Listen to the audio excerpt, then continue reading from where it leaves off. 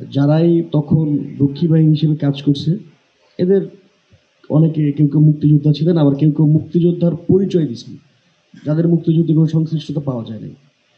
আবার ধরেন প্রায় 54 বছর পরে এসে এখন আমরা যে মুক্তিযুদ্ধের ঝান্ডাবাহীদেরকে দেখি সোকল্ড, বা 2013 সালের শাহবাগের সময় আমরা যাদেরকে দেখছি শাহবাগে মিছিল করছে, এদের অনেকে আছে যারা আসলে প্রথমত মুক্তিযুদ্ধের কোনো লেগাসি যাদের নাই, দ্বিতীয়ত হচ্ছে এদের অনেকেই মুক্তিযুদ্ধ যে একটা জনযুদ্ধ ছিল, এটা যে আসলে শেখ মুজিবের বাপদাদার সম্পত্তি না বা হাসিনার বাপের সম্পত্তি না, বরং এটা আসলে বাংলাদেশের কৃষক জনতার সম্পত্তি। তারাই আসলে লুঙ্গি কাছা দিয়ে যুদ্ধটা করছেন, এইটা বলতে যারা আসলে কুণ্ঠাবোধ করেন, এদের অনেকে আমরা মুক্তিযুদ্ধের ঝান্ডাবাহী হিসেবে দেখছি। একই জিনিস জুলাই গণঅভ্যুত্থানের পরে হয়েছে, কম মার্জিনে হলেও। ধরেন যারা আসলে সমন্বয়ক ছিল, 158 জন কেন্দ্রীয় সমন্বয়ক ছিল, এর বাইরে আমি যদ্দূর জানি কিছু বিশ্ববিদ্যালয় সমন্বয়ক কমিটি হয়েছিল, এর বাইরে কোথাও হয়নি।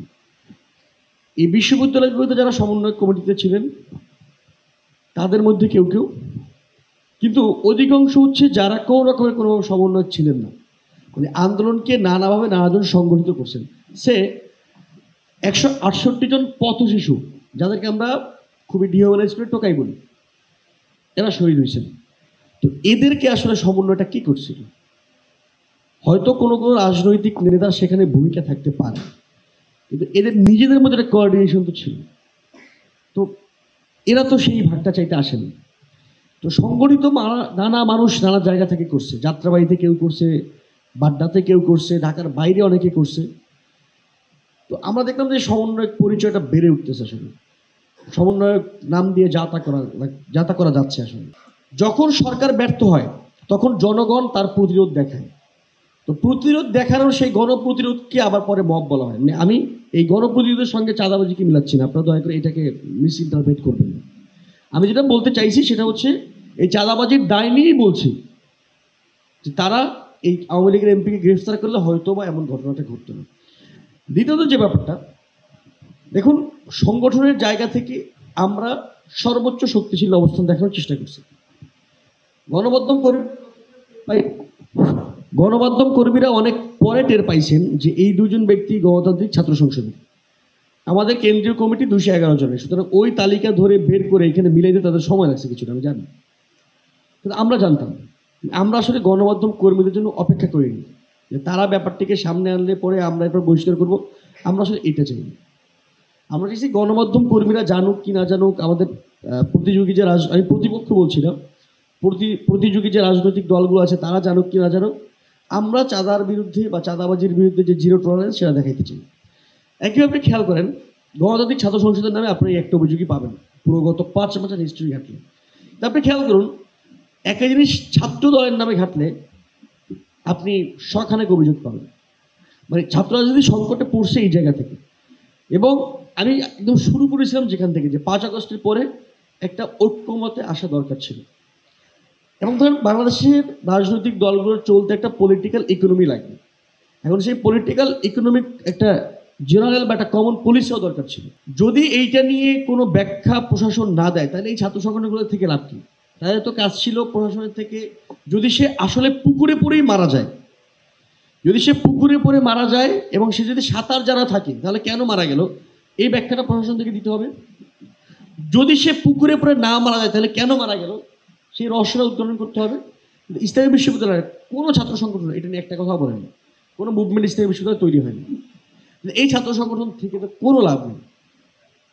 সুতরাং ব্যাপারটা হচ্ছে যে এই ব্যাপারটা নিয়ে আমরা মানে ক্যাম্পাসগুলোতে ছাত্র সংগঠনগুলো এরকম করে ফাংশন করতেছে না, এবং পলিটিক্যাল ইকোনমির কোনো স্ট্যান্ডার্ড মডেল না দাঁড়ানোর কারণে এই যারা রাজনীতি করে তারা বারবার চাঁদাবাজিকেই ধরে নিচ্ছেন যে এইটাই আমাদের ইকোনমিক পলিসি, এইটাই আমাদের ইকোনমি, সুতরাং আমাদের ওই পলিটিক্যাল ইকোনমির দিকেই ফিরে যাবে।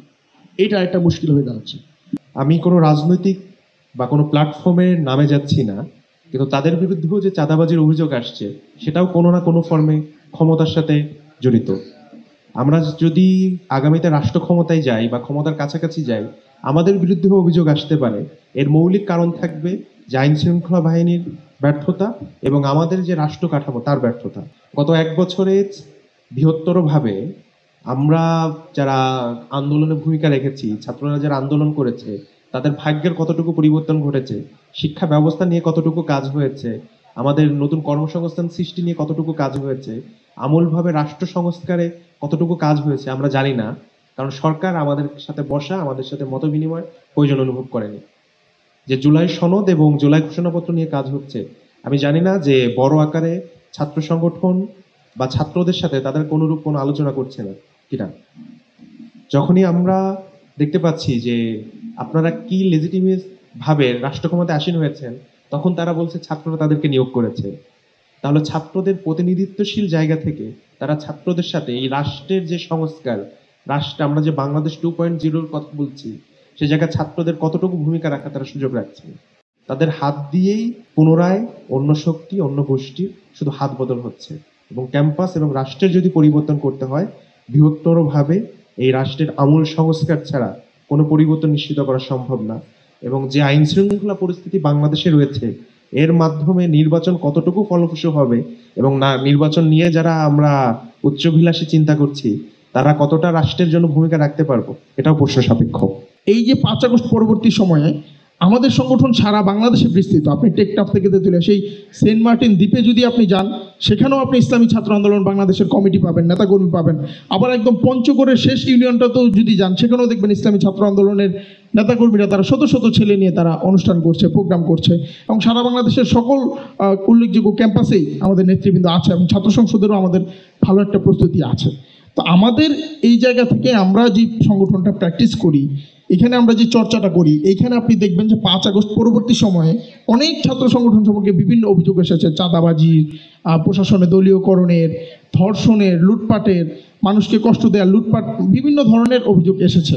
কিন্তু আমি চ্যালেঞ্জ করে বলতে পারবো, ইসলামী ছাত্র আন্দোলন সম্পর্কে একটা অভিযোগও কিন্তু আপনারা আমাকে দেখাতে পারবেন না, এবং আমরা এটা দায়টা নিতে পারি। কেন? আমরা আমাদের সংগঠনের কাঠামোটা আমরা এভাবেই গড়ে তুলেছি যে এই সংগঠনে আসলে পরে একটা ছেলে যদি তার স্বভাব আগে খারাপও থেকে থাকে, চরিত্র যদি খারাপও থেকে থাকে, আচার ব্যবহার খারাপও থেকে থাকে, এইখানে আসার পরে এইখানে আমরা এমন একটা প্র্যাকটিসের মধ্য দিয়ে তাকে নিয়ে যাই, এমন একটা ছাঁচের মধ্য দিয়ে তাকে নিয়ে যাই, একটা ফ্রেমের মধ্য দিয়ে তাকে নিয়ে যাই, এমন একটা ফিল্টারিং প্রসেসের মাধ্যমে এবং মানোন্নয়ন প্রক্রিয়ার মাধ্যমে আমি এই ছেলেটাকে নিয়ে যাই যে এই ছেলেটা তার আগের অবস্থানে আর থাকে না, সে তাকে পরিবর্তন করতে বাধ্য হয়। তো আমরা সকল ছাত্র সংগঠনের কাছে এটাই প্রত্যাশা করব যে আপনারা একটা কঠোর ফিল্টারিং প্রসেস আপনারা মেনটেন করেন, এবং সংগঠনের যারা নেতাকর্মী আছে তাদেরকে মানোন্নয়ন, এই দিকটা আপনারা বেশি খেয়াল রাখবেন। আর লেজুর ভিত্তির যে জায়গাটা, এইখানে আমরা ইসলামী ছাত্র আন্দোলন, আমরা ইসলামের যে মৌলিক আদর্শ সেটাকে আমরা অনুসরণ করার চেষ্টা করি, চর্চা করার চেষ্টা করি, বাস্তবায়ন করার চেষ্টা করি।